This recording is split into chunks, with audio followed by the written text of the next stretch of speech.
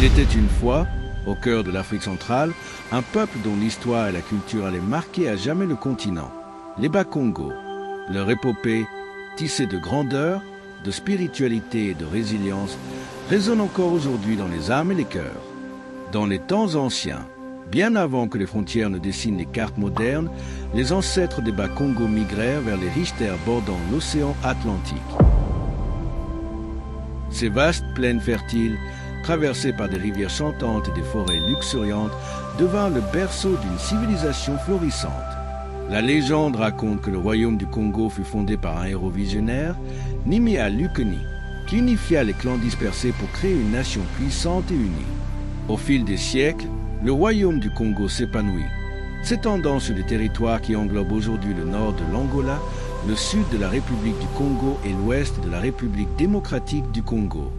Sa capitale, Mbanza-Engu, devint un centre névralgique de commerce, de culture et de spiritualité. Les marchés regorgeaient de cuivre, d'ivoire, de tissus de raffia et de poteries finement ouvragées, témoignant du savoir-faire exceptionnel des artisans Congo. La société Congo était une mosaïque de clans matrilinéaires appelés Kanda, où la filiation se transmettait par les femmes. Chaque Kanda avait ses propres traditions, mais tous étaient unis par des valeurs communes de respect, de solidarité et de justice. Le Mani-Congo, souverain suprême, veillait sur son peuple avec sagesse, assisté par des conseillers et des chefs de clan qui assuraient la cohésion et l'harmonie du royaume. Les Bakongo entretenaient une relation intime avec le divin. Ils vénéraient Nzambi Mpungu, le dieu créateur omnipotent, et honoraient les esprits de la nature, les Bisambi, ainsi que les âmes des ancêtres, les Bakulu. Les Enga, prêtres et guérisseurs, servaient d'intermédiaires entre le monde visible et l'invisible, utilisant des objets sacrés appelés Nkizi pour canaliser les énergies spirituelles en vue de guérison ou de protection. L'art Congo, riche et symbolique, se manifestait à travers des sculptures en bois, des masques rituels et des textiles ornés de motifs géométriques.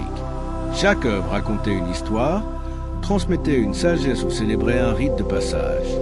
La musique, quant à elle, était omniprésente, rythmant les moments de la vie quotidienne et les grandes cérémonies. Les tambours, les chants et les danses exprimaient les joies, les peines et les espoirs du peuple, créant une symphonie envoûtante qui résonnait dans tout le royaume. L'arrivée des navigateurs portugais à la fin du XVe siècle marqua un tournant dans l'histoire du royaume. Si les premiers contacts furent empreints de curiosité mutuelle et d'échanges culturels, les ambitions coloniales et le commerce des esclaves vinrent perturber l'équilibre du Congo. Les Bakongo durent faire face à des défis immenses, mais leur résilience et leur attachement à leur tradition leur permirent de préserver l'essence de leur identité. Aujourd'hui, l'héritage des Bakongo perdure. Leurs descendants, qu'ils soient en Afrique ou dispersés à travers le monde par les aléas de l'histoire, continuent de célébrer leur culture, leur langue et leurs traditions. Les rythmes de la rumba congolaise, héritière des mélodies Congo, font danser les foules, tandis que les récits des anciens transmettent la mémoire d'un peuple fier et noble. Ainsi, l'histoire des Bakongo est une ode à la grandeur, à la spiritualité et à la résilience. Elle nous rappelle que, malgré les tempêtes de l'histoire, les racines profondes d'une culture authentique et vibrante continuent de nourrir l'âme de ses enfants, insufflant espoir et fierté pour les générations à venir.